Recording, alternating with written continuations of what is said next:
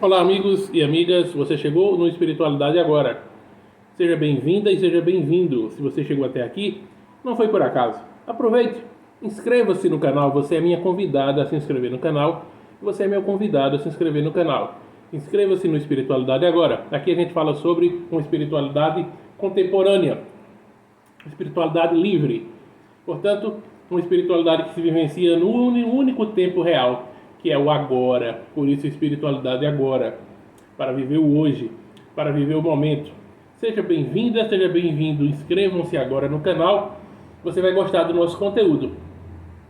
Se você já conhece o nosso canal, esteja sempre conosco, dando aquele like, fortalecendo o canal, para que o próprio YouTube possa indicá-lo para um maior número de pessoas.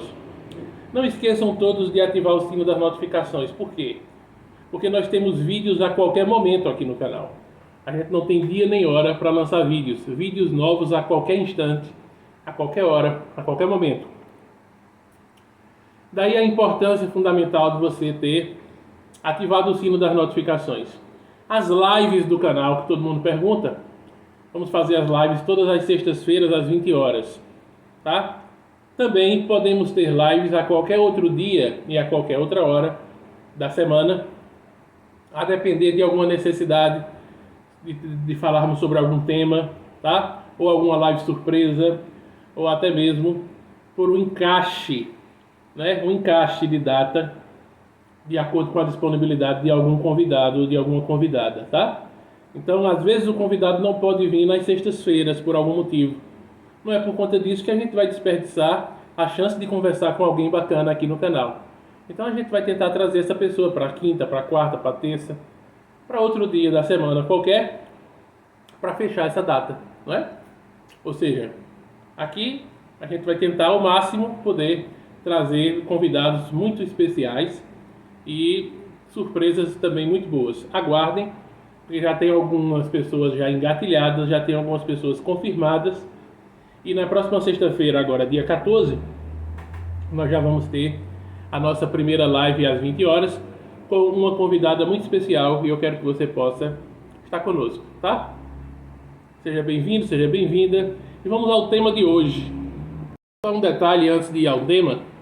Aqui abaixo na descrição você vai ter as informações mais importantes que você quer saber, tá? Na descrição do canal você vai ter todas as informações que você quer. Na descrição dos vídeos também informações muito interessantes. Não deixe de sempre olhar a descrição dos vídeos, que tem sempre alguma surpresa, algum material diferente, alguma coisa inusitada, tá? Além de que tem um link para você participar do grupo do WhatsApp nosso, do Espiritualidade Agora. O que é o nosso grupo do WhatsApp? É uma extensão do canal do YouTube. Agora, eu costumo dizer, tem alguns critérios, não é para todo mundo, tá?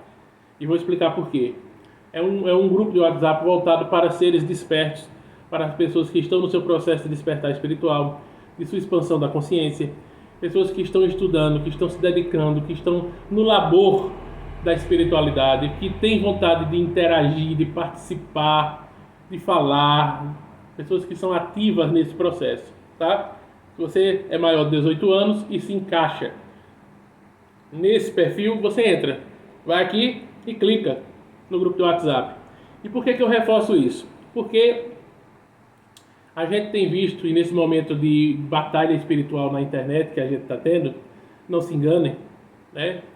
Eu fiz um vídeo aí sobre isso, mas não se enganem, sobre a batalha espiritual que a gente está tendo. São muitas batalhas. A batalha espiritual que a gente está tendo é principalmente aquela de tentar o desserviço, a desinformação e fazer com que você desista do seu processo, tá? E aí N coisas vêm acontecendo. Por exemplo, uma pessoa obsediada, uma pessoa que está perturbada, vê esse link aqui, clica e entra lá no grupo do WhatsApp. Mas clica e entra sem nenhum objetivo. Clica e entra sem ter entendido os critérios e o propósito. Infelizmente, eu vou ter que conversar com essa pessoa e vou tirar, eu vou ter que remover ela do grupo. Ou seja, não adianta você querer dar uma despertinho ou despertinha para entrar só por curiosidade. A gente sabe também, tem pessoas bastante curiosas e às vezes até que estão sendo mandadas por outros para entrar no grupo só por curiosidade ou só para pegar informações. Quem entrar com esse objetivo vai ser logo percebido, vai ser removido do grupo, tá? Quem entrar só para perturbar ou atrapalhar vai ser removido. Quem entrar só por curiosidade vai ser removido. E quem entrar sem saber nem por que entrou, quem sou eu, onde estou, não sei, o que é que eu estou fazendo aqui, também vou pedir licença e vou remover você do grupo, tá? Bem tranquilamente, com total tranquilidade. Então é importante dizer que o grupo não é para todo mundo. Se você entra no grupo também, você não sabe dizer nem o que é que lhe chamou a atenção aqui no grupo, no canal. Por que é que você quis entrar? Se você é incapaz de dizer por que é que você quis entrar no grupo de WhatsApp, o que é que você está fazendo lá? Por que é que eu vou te deixar lá? Não tem a mínima condição, não é? Você tem que raciocinar minimamente para entender por que é que você clicou, o que foi que te chamou a atenção, qual é o teu objetivo, o que é que você estuda, o que é que você quer estudar, de que maneira você quer ajudar, de que maneira você quer participar. Ou seja, nós não queremos fazer grupo só por dizer que temos grupo, nem quantidade de pessoas só para dizer que tem quantidade, tá?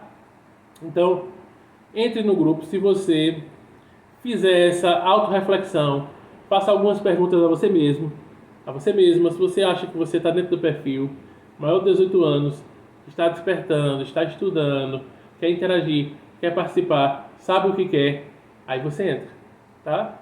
Caso você não saiba o que quer, não saiba nem por que está entrando no grupo, tá? Ou entre só por curiosidade, ou entre por qualquer outro motivo, seja para atrapalhar, perturbar ou coisa que o valha, eu vou ter que tirar você do grupo com a maior tranquilidade, tá bom? Pense nisso antes de entrar. Muito bem. Olha, o tema aqui é muito interessante, felicidade sem culpa. Felicidade sem culpa, tá? E o que me estimulou a fazer essa palestra aqui foi um livro chamado Felicidade Sem Culpa. Eu estou com ele aqui. É um livro bastante interessante, né? Um livro pequeno, um livro que traz um suporte psicológico para muitas pessoas, um suporte terapêutico importante. E é um livro de um baiano, psicólogo, palestrante espírita, dirigente espírita, Adenauer Novaes, tá? Com quem eu tive a oportunidade de conversar pessoalmente, né? Até já fizemos uma live juntos, conversamos pessoalmente. Eu fui visitar o Centro Espírita Harmonia em Salvador e tive com ele pessoalmente, conversamos, trocamos figurinhas, enfim. Às vezes eu dou alguma sugestão de tema para ele, e assisto a palestra dele lá no centro online. Ele recebe alguma sugestão minha e faz uma palestra lá, né? Vez por outra fala lá meu nome lá, enfim. Eu aqui homenageio de certa forma Adenauer com esse livro, que foi um livro muito pertinente que ele fez. Esse aqui é o Felicidade Sem Culpa, tá? Então essa reflexão de hoje é uma reflexão sobre esse tema. E o que é que ele quer dizer pra gente? Esse tema quer dizer pra gente sobre a questão da culpa. Nós entendemos que isso está dentro de nós, desde que nós reencarnamos, está dentro de nós. Primeiro, aquela noção do pecado original, de que todos nós já nascemos com o pecado original. Imagine só você, que você já nasceu com o pecado original. Então todos nós já nascemos devendo, né, com altas dívidas com o pecado original por conta de Adão e Eva, não é? Imagine essa metodologia, essa reflexão. Então a gente tem que ser batizado para tirar esse pecado original, para que a gente não seja filho do demônio, na visão da Igreja Católica Apostólica Romana, né? Então veja que coisa interessante. A gente já nasce, não é, com o pecado original, pecadores. E na visão reencarnatória nós já nascemos com dívidas, na visão kármica, né? A gente já nasce com dívidas do passado, de outras encarnações, vários débitos reencarnatórios que precisa pagar, etc, etc, etc. Então, por esse prisma, imagina a quantidade de dívida que a gente tem, né? Imagina como se dão essas negociações de dívidas, né? Imagina. Então, fomos criados dentro de uma concepção de culpa e de medo, de muita imposição amedrontadora, várias imposições amedrontadoras e a exaltação do sofrimento, da culpa, do remorso. Isso é que gera justamente o que a Matrix mais adora, que é justamente segurar as pessoas pelo medo, segurar as pessoas pela culpa. Até hoje é assim. A Igreja Católica foi a grande e maior responsável por isso, né? O tempo todo. Mas isso também acontece no protestantismo, isso também acontece em outras religiões, isso também acontece e acontece até hoje no espiritismo, né? E aí, com o passar do tempo, eu passei por tudo isso e várias outras pessoas passaram, e é por isso que o autor aqui fez esse livro, porque viu que até mesmo dentro do movimento espírita esta questão da culpa estava ainda muito presente, né? E também pela visão de causa e efeito que o espiritismo traz, que acaba sendo uma visão ação e reação. Muitos espíritas falam em causa e efeito, mas na realidade eles pensam ação e reação. Falam causa e efeito, mas pensam ação e reação.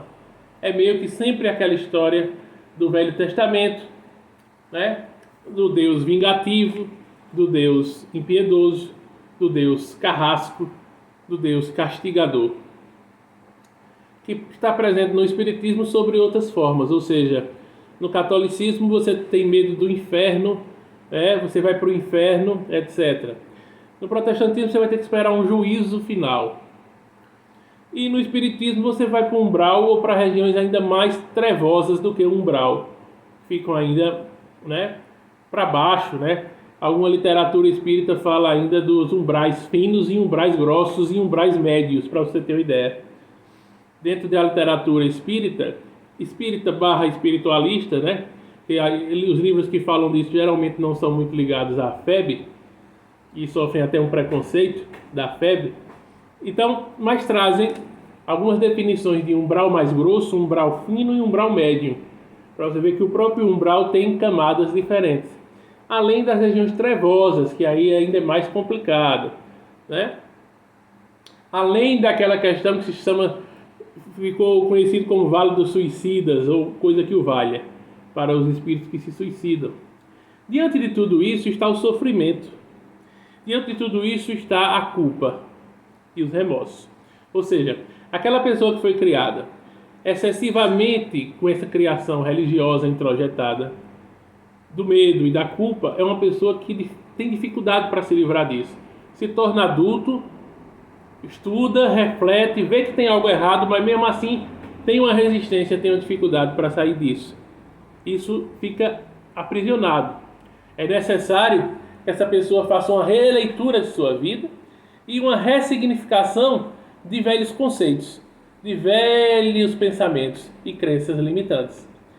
Só com essa ressignificação é que essa pessoa, fazendo um estudo num centro espírita que seja diferenciado, que faça essa reflexão, tá? Que é raro acontecer, ou em casas outras espiritualistas, ou com amigos que possam te ajudar no processo de você tirar tanta culpa que você carrega com você pelas mínimas coisas, das mínimas até as máximas, né? Então, uma pessoa culpada, ela vai se achar sempre que precisa reparar, que precisa ser castigada, que precisa ser punida. E enquanto isso não acontece, o inconsciente clama por essa punição. Às vezes o consciente até não, mas o inconsciente sim. Por isso que a maioria das enfermidades que são frutos da somatização, as psicossomáticas, vem do inconsciente que quer ser punido. Não só quer, mas suplica, ele implora a punição e o castigo. E aí acaba acontecendo de alguma maneira, isso vai para o teu corpo e isso acaba sendo somatizado. Tá? É isso que acontece com a gente. Então, o que é que eu queria refletir sobre isso aqui? O livro Felicidade Sem Culpa, ele traz para a gente uma maneira de olhar diferenciada para tudo isso, né? E o autor faz palestras nesse sentido também lá no Centro Espírita em Salvador. Faz palestras nesse sentido de fazer as pessoas enxergarem de uma outra maneira, terem uma nova forma de analisar isso, uma nova forma de pensar, se livrando dessa ideia que sempre persegue a todos, que é a ideia kármica, é a ideia da necessidade do sofrimento, é a necessidade de que só se pode evoluir pelo sofrimento e de que precisamos ser castigados e culpados, porque é assim que Deus quer, é assim que Deus determina, e etc, etc, etc.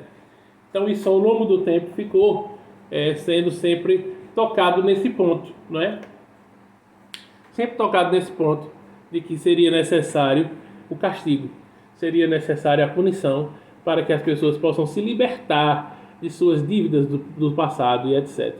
Uma coisa clara que fica para nós como ensinamento é que nós, seres despertos, ou que estão num processo de mudança da consciência, precisamos, de uma vez por todas, eliminar a culpa de nossas vidas. Como fazer isso? É fácil? Não é fácil.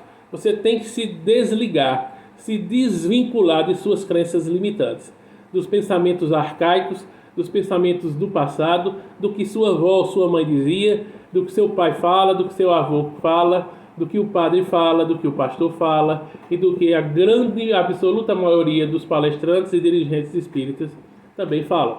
Porque todos acabam reforçando a mesma situação de um pagamento de dívidas sem fim e de uma necessidade reencarnatória sem fim. Por isso estamos aqui nessa roda de Sansara, não é? Essa roda de Sansara que serve apenas para quê?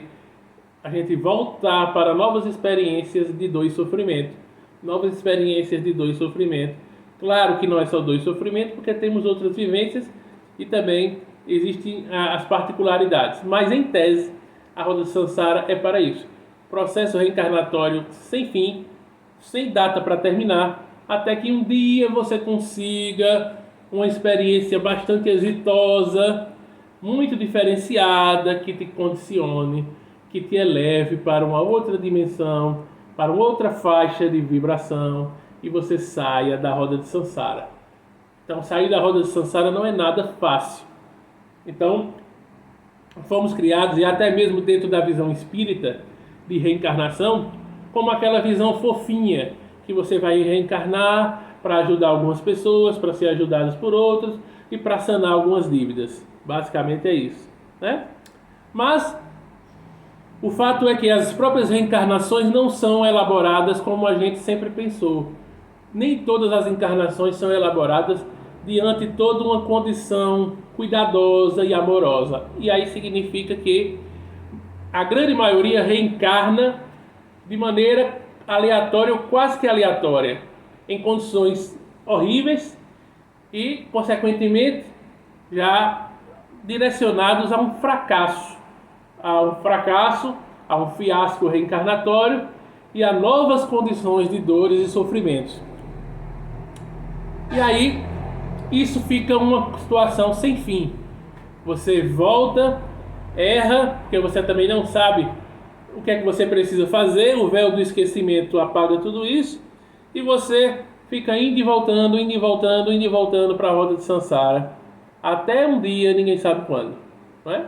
Além do mais, se entendermos de que, como diz no Livro dos Espíritos, Deus é a inteligência suprema, causa primária de todas as coisas, e que todos os seres foram criados simples e ignorantes, na concepção espírita, por exemplo, todos os seres foram criados simples e ignorantes, como é que uma inteligência suprema vai punir um ser que foi criado na ignorância, simples e ignorante, porque ele fez determinada coisa?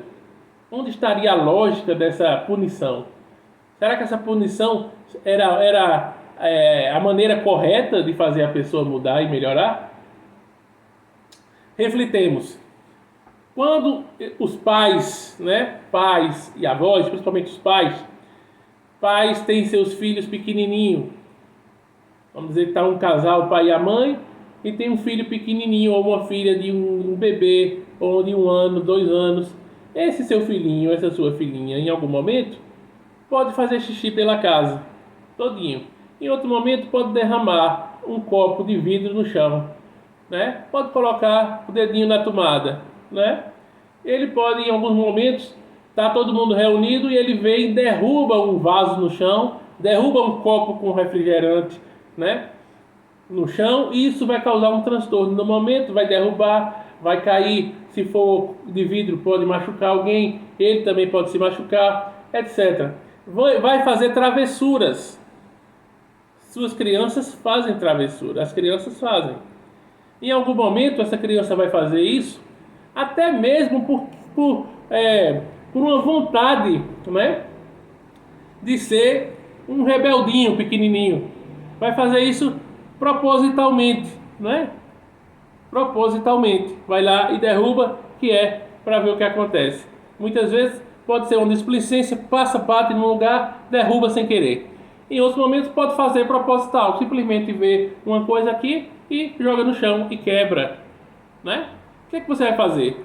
Será que para resolver isso você precisa pegar essa criança e encher-la de palmada, dar uma surra nessa criança, bater, espancar essa criança para poder resolver isso? Você vai ter que punir ela com uma surra, com muitas tapas. Você vai ter que bater forte nela ou levar ela para ficar trancada no escuro no quarto o dia todo?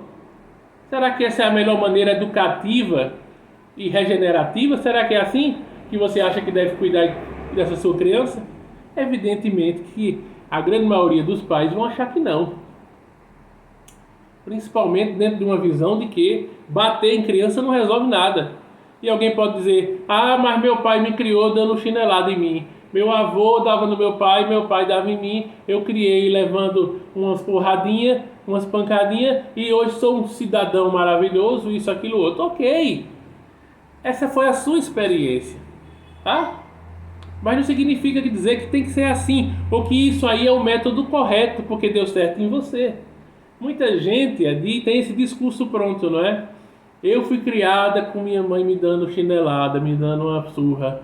Minha mãe batia em mim, meu pai batia em mim. Até hoje eu agradeço pelas coisas que eu levei.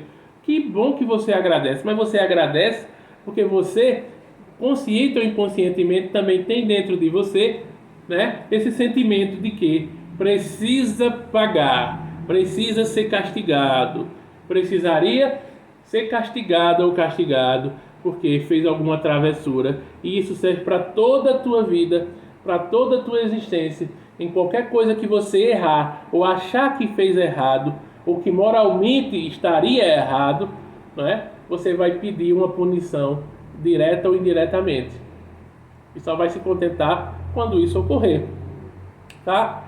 Isso Freud traz muito isso, a psicanálise estuda isso. As pessoas gostam de sofrer de alguma forma e pedem um sofrimento de maneira inconsciente, porque se sentem nessa perspectiva de culpados, tá? E é uma perspectiva da segunda tópica de Freud, do id e do superego. Tem o id, o ego e o superego.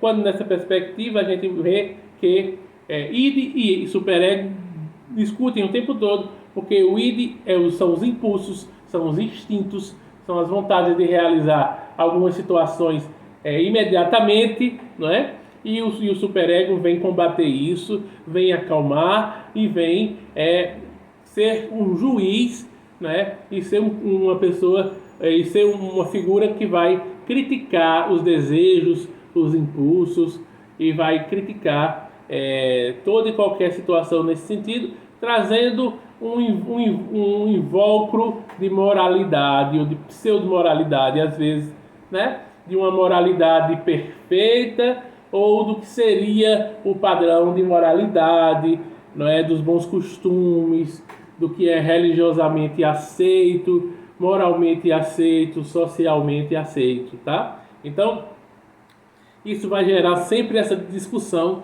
entre o id e o superego, essa disputa, né, para quem tem razão em situações de que é preciso às vezes conter os impulsos e os instintos, mas por outro lado precisamos também vivenciá-los, ou seja, tudo que tange a sexualidade e a agressividade precisa também ser colocado para fora, porque se a gente recalcar, se a gente reprimir todas as questões da sexualidade e da agressividade, vai nos fazer mal, né? Vai nos adoecer.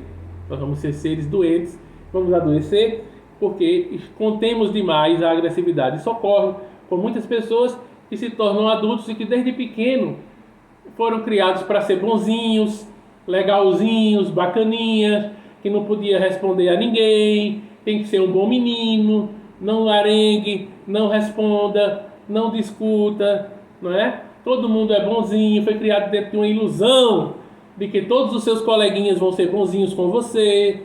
Seja amigo dos seus coleguinhas, seja todo mundo irmanado, e a maioria das vezes os coleguinhas não são legais, não é? E desde pequeno, o que é que acontece? Essas pessoas só levam fumo, como diz a história. Só leva desacerto, porque foi criada uma ilusão de que estaria no mundo perfeito, de pessoas perfeitas, crianças perfeitas, coleguinhas perfeitos, que iam ser todos amiguinhos em nome de Jesus e de Deus. E não é assim. As crianças são agressivas, as crianças são vingativas, as crianças vão pelos seus impulsos, né? E puxa o cabelo e arranha outro e dá um chute. Ou seja, desde pequeno a gente viveu sob a agressividade dos coleguinhas, não é? E muitas vezes com aquela coisa, eu não posso fazer. Então a gente foi criado com muito superego, um excesso de superego, e contendo totalmente o ídio, que também é ruim. Ou seja, os impulsos nossos têm que ter um cuidado. A gente não pode ceder aos impulsos e aos instintos como como animais e sem pensar. Mas também não podemos reprimi-los ao ponto de fazer-nos adoecer depois, porque vamos ter as doenças psicossomáticas e vamos ter outras situações difíceis porque nós recalcamos, porque houve uma repressão muito grande. E nessa sociedade nós sabemos o quanto a sexualidade, por exemplo, foi reprimida e é reprimida até os dias de hoje, por exemplo. Né? Então, diante de tudo isso que eu trago, numa esfera psicanalítica, psicológica e de vida em geral, espiritual, é para que a gente entenda de que a proposta da felicidade sem culpa é, primeiro, alcançar essa felicidade que é possível ao ser humano, né? Que é possível a nós aqui na Terra. Não é uma felicidade plena, mas é uma felicidade possível. É a felicidade possível. É de dias felizes, de momentos felizes, de vitórias, de realizações, sem carregar o peso das folhas mortas, sem carregar medo e sem carregar culpa pelos erros do passado, nem desta encarnação, nem de outras encarnações. Ou seja, o que nós fizemos de errado, nós temos que admitir que fizemos, ou seja, ter a responsabilidade, mas não a culpa.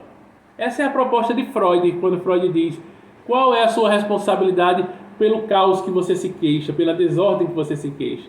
Quando Freud faz essa pergunta, né, ele quer justamente saber a que nível nós temos responsabilidade por aquilo que nos queixamos. Nos queixamos muito, mas temos também uma parcela de responsabilidade diante do que nos acontece.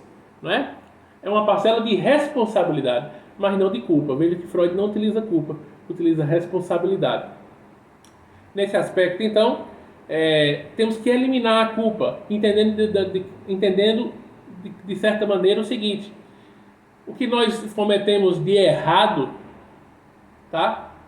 Já passou, aconteceu, não tem como voltar. E se erramos, aprendemos com aqueles erros, naturalmente. Se erramos é porque naquele momento que nós fizemos determinada ação, tomamos alguma atitude, alguma decisão, alguma escolha de vida, ou fizemos mal a outrem, fizemos mal a outra pessoa, nós fizemos tudo isso pela nossa tamanha ignorância. Primeiramente por isso, fomos criados simples e ignorantes. Então, a nossa ignorância nos fez errar. A nossa ignorância nos fez maltratar alguém. A nossa ignorância nos fez prejudicar ou tentar prejudicar alguém. A nossa ignorância nos fez fazer mal a alguém. Tudo fruto da ignorância. Da ignorância, tá? Até mesmo quando se diz assim: mas o ser humano não é consciente de seus atos? Mas até mesmo sendo consciente de seus atos, também ele é um ignorante. Porque o ignorante não é só aquele que não conhece.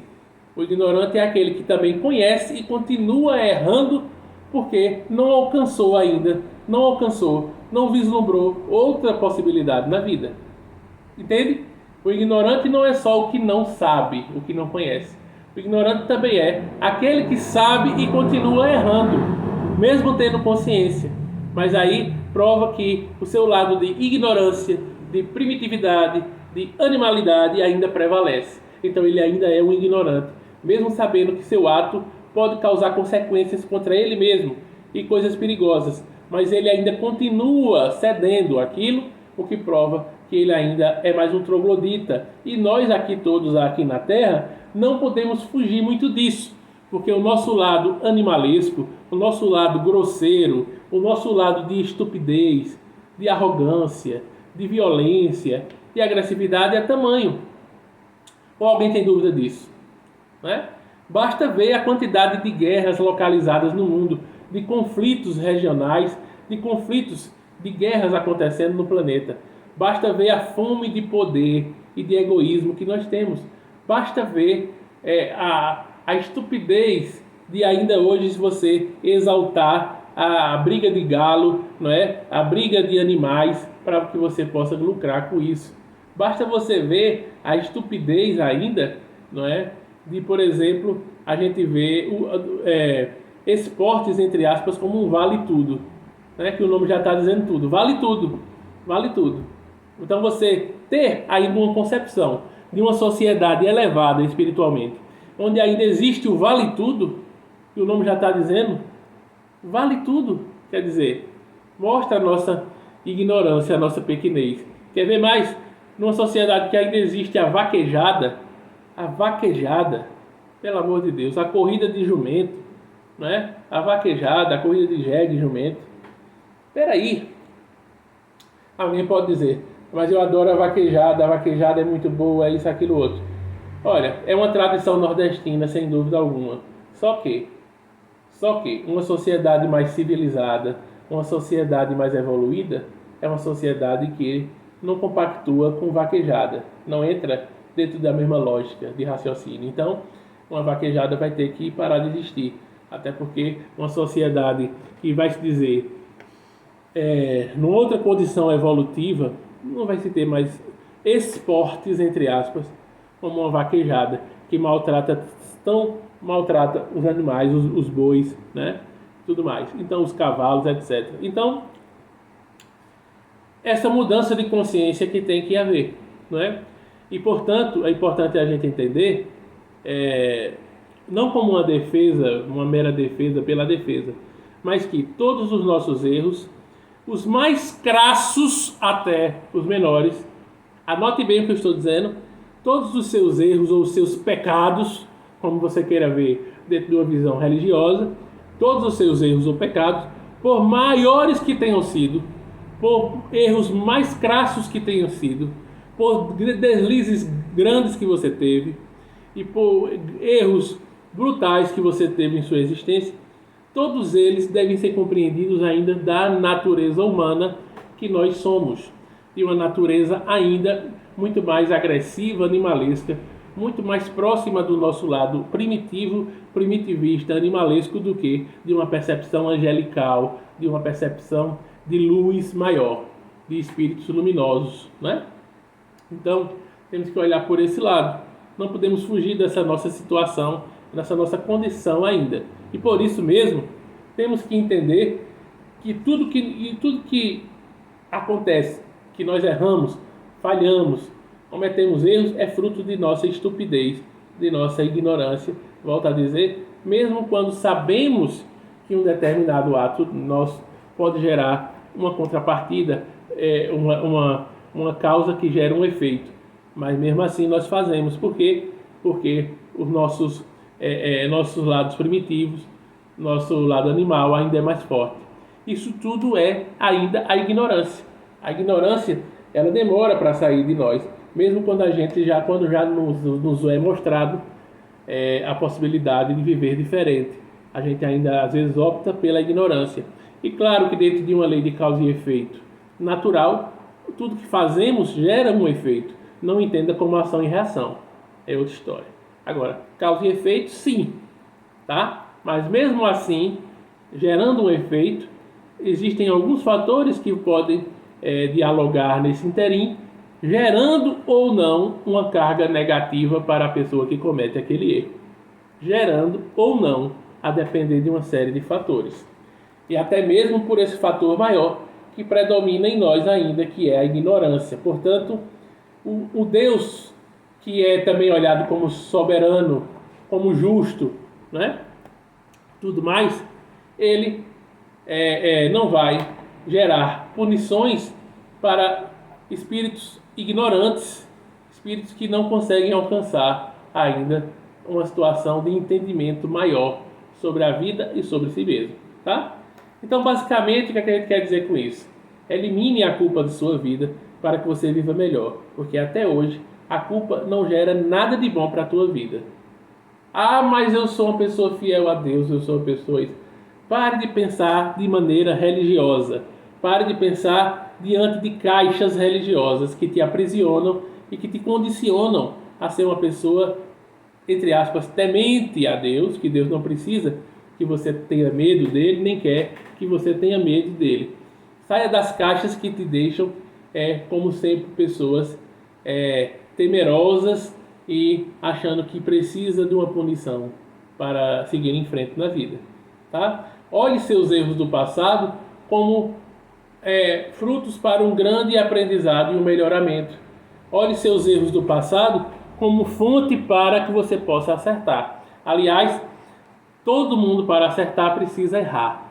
Ninguém acerta de primeira. Todo mundo precisa errar para acertar. E mais, não caia na conversa das figuras hipócritas da sociedade, principalmente líderes religiosos, etc., que se dizem seres perfeitos, seres sem nenhum erro, seres sem nenhum erro do passado, seres sem nenhuma mácula, seres que não têm, seres que têm reputação límpida. Não é assim.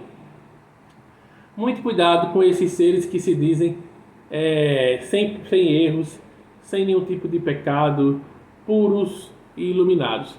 Muito cuidado com seres puros e iluminados antes do tempo aqui na Terra, tá? Porque depois sempre se descobre alguma coisa equivocada sobre eles. Então, tenha muito cuidado sobre isso também, tá?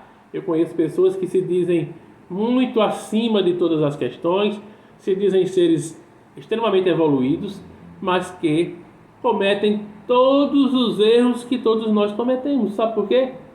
Todo mundo, no final, balaio, farinha do mesmo saco. Está dentro do mesmo balaio.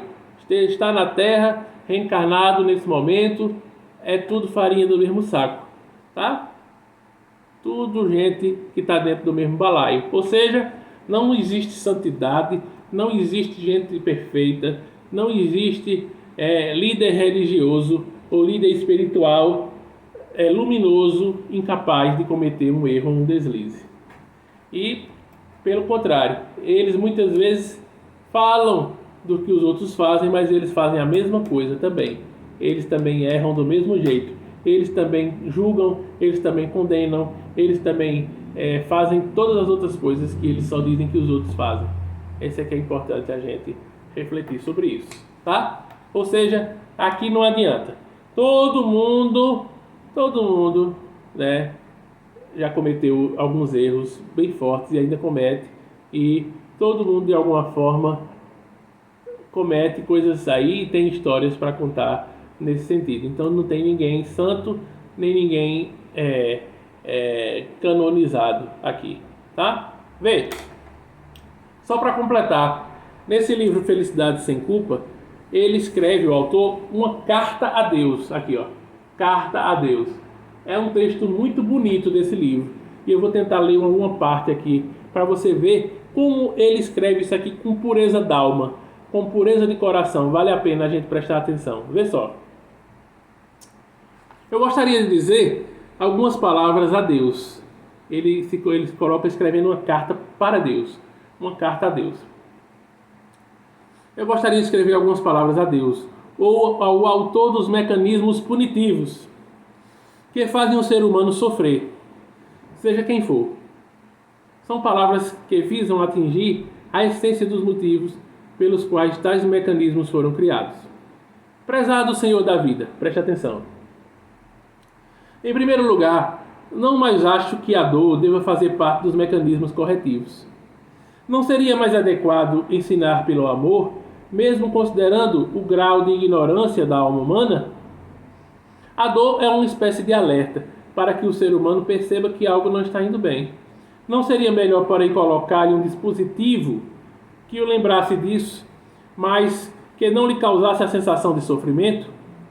Talvez uma luz devesse se acender em sua consciência, lembrando-lhe da necessidade de corrigir seu rumo. Ou então um mecanismo automático de alteração de rota.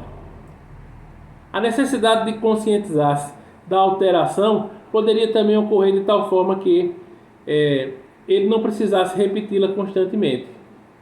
Proponho em substituição à dor o amor, através de uma leve sensação da necessidade de alterar as emoções, as ideias e os atos. Em segundo lugar, gostaria de propor que as necessidades de castigar e castigar-se sejam substituídas pela compreensão da própria natureza humana. Em terceiro lugar, gostaria de dizer que deveriam ser modificados os processos dolorosos, as atitudes inadequadas em suas vidas sucessivas.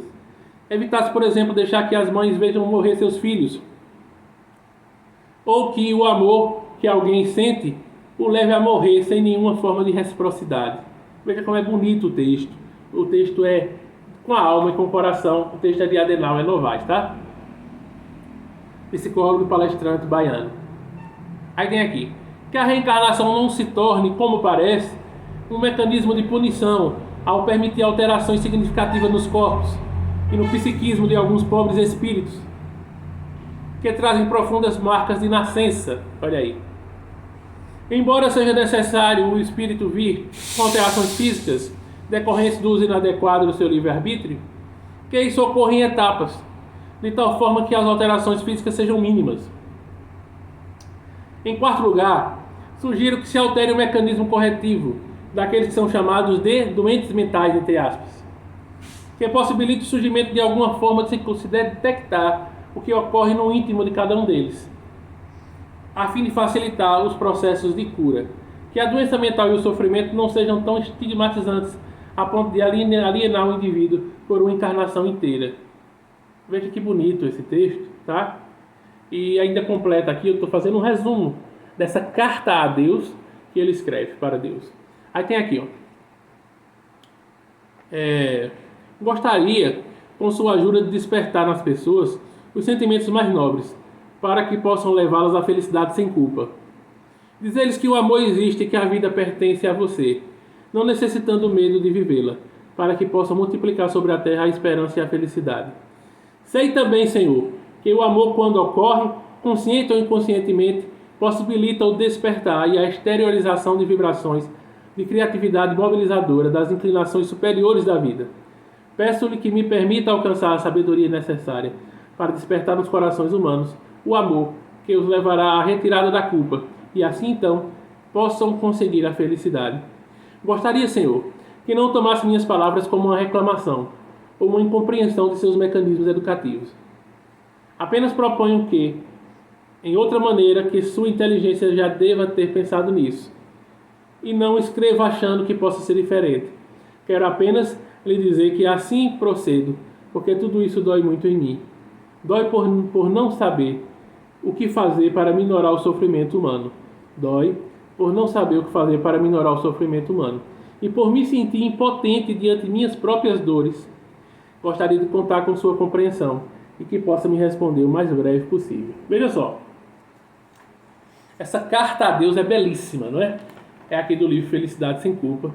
É esse trecho que eu li para vocês aqui, resumidamente, tá? Procura esse livro, Felicidade Sem Culpa, eu acho que tem aí na internet. Ou então você vai lá no Centro Espírita Harmonia, tá? Em Salvador, e compra. E até pega o autógrafo aqui, ó, como eu peguei para mim, ó, do autor de Adenauer Novaes. Ele escreveu aqui meu nome, a Kardec, tá? Colocou. Ame sempre, Adenauer Novaes, tá? Veja que a proposta da felicidade sem culpa, ela é muito importante, tá? Principalmente para seres despertos que não podem continuar pensando como sempre pensaram. Tem que ter uma nova forma de pensar, tá? E mais do que isso, esse texto que ele fala da carta a Deus é de uma pureza, né? De uma pureza da alma, de uma pureza do coração muito bonita, né? Falando com Deus e solicitando essas questões. Serve para uma reflexão nossa e para voltarmos a esse tema aqui no canal em breve, com outras reflexões e palestras sobre a culpa, tá? Eu espero que você tenha compreendido e gostado aí do tema. Se gostou, deixa o like. Se gostou, comenta. Esse tema merece comentários. Comenta, não esqueça o like. Não esqueça de se inscrever no canal, compartilhar esse vídeo, que muita gente precisa ver também esse vídeo. Compartilha, ativa o sino das notificações. Não esquece o like. Ajuda o canal. Muito obrigado.